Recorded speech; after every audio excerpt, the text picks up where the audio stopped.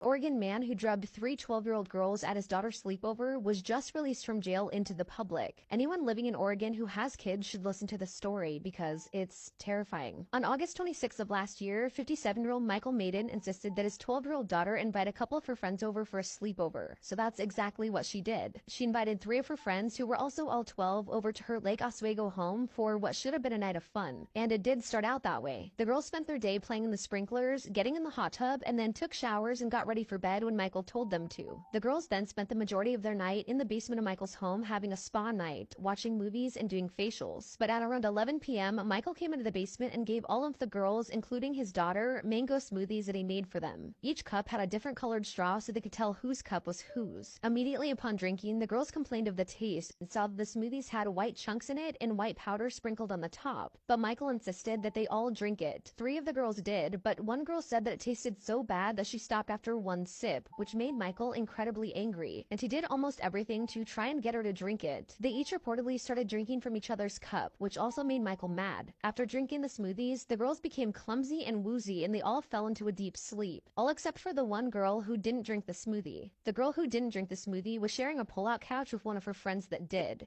while Michael's daughter and another friend were in an adjacent room. According to the girl who wasn't drugged, Michael then came downstairs to check on them, and he did so a bunch of times. So much so that the girl became scared and pretended to be asleep, but she said that she could feel him watching her. At this point, she said that she was terrified that he was going to do something, and that fear was backed up when Michael began performing tests on the girls to make sure that they weren't awake. He would put his finger under the girls' noses, and he would move their arms and bodies to make sure they were sleeping. At this point, the girl who was secretly awake could feel him begin to separate her from her friend, and so when he went back upstairs, the girl texted her mom to come and pick her up. She said, quote, "Mom, please pick me up and say I had a family emergency. I don't feel safe. I might not respond, but please come get me." End quote. Unfortunately, this was around 2 a.m. and her mom didn't get the messages. But thankfully, she was able to get a hold of another friend who sent her parents to pick the girl up. They gave the girl a ride home, who then woke up her mom and told her what happened, saying that she thinks her friends may have been drugged. Her mom then notified the other girl's parents, and they all showed up around 3 a.m. to pick up their kids. When they arrived, Michael initially resisted and told them to come back in the morning, but the parents said no and demanded to be let inside to pick up their girls.